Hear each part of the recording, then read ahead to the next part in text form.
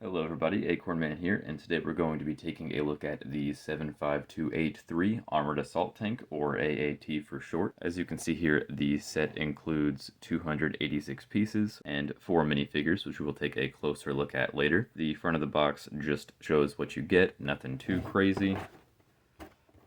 And on the back, it just shows a couple of the features of the AAT, which we will go over. So I think that about does it for the box, although I will say that considering what you get, it is slightly misleadingly large. Alright, so going over to the minifigures, first we have Ahsoka Tano from Season 7 of the Clone Wars, looking pretty good. Obviously they used the Rebels headpiece, so it is a little bit larger than it is supposed to be, but I'm not really going to complain much about that, especially since the torso and leg pieces look so darn good. This Ahsoka also features a double-sided head, one with a determined face, and another one with a more relaxed, slightly happy face. Next up we have a 332nd Legion Clone Trooper, or labeled on the box simply as Ahsoka's Clone Trooper.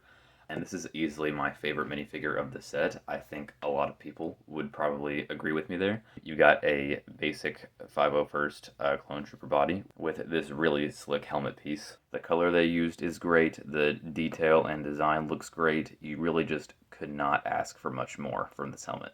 And on the face, we have a standard clone face. Don't really know what else you would expect there. And last but not least, we have two AAT pilot battle droids, or driver battle droids rather, and while they do look nice, there's not really much to say about them either. The paint on the heads look pretty good, and you've got a slightly different torso color piece. They look nice, but I think rather than including two of these, I would rather just had one and a couple of regular battle droids. So here is the AAT itself. Pretty well known that this build is not liked by the majority of people, and don't get me wrong, I totally understand why. It has several inaccuracies compared to not just, the actual AAT, but previous models as well. But for someone who has this as their first and only AAT, I actually like it quite a bit.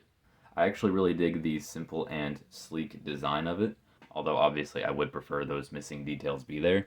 And honestly, this head cannon piece could probably lose about half of its length, and I don't think anybody would have complained about that. I'm also not a big fan of the way these engine pieces are built on there, because despite being finished, they can still move very easily, and I find that just somewhat annoying.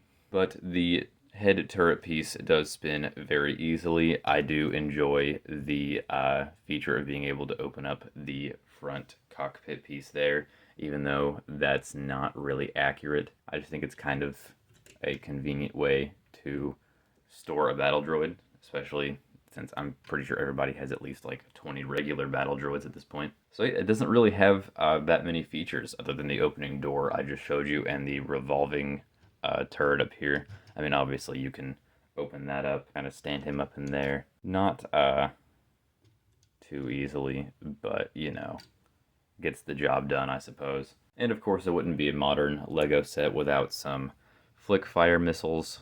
So yeah, nothing too crazy there, or with this set in general. Alright, so I think that pretty much covers everything about the AAT. I understand completely why a lot of people don't like this set, but it's actually a pretty decent one in my opinion. You've got an okay build, some pretty good and new minifigures. So for $30, I really don't think it's all that bad. Could it have been better? Like, duh, everybody could agree with that.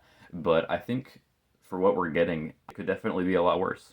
Honestly though, I might just be saying this because we have like no Clone Wars sets on the shelves right now. So overall, I give this set a 7 out of 10. Obviously a better build and more of these awesome clone troopers would have made me and everyone else love the set a lot more, but I can't really complain too much with what we got here. Alright, so I think that wraps up this review. Thank you guys for watching. Be sure to like, comment, and subscribe, and I will see you guys at the next video.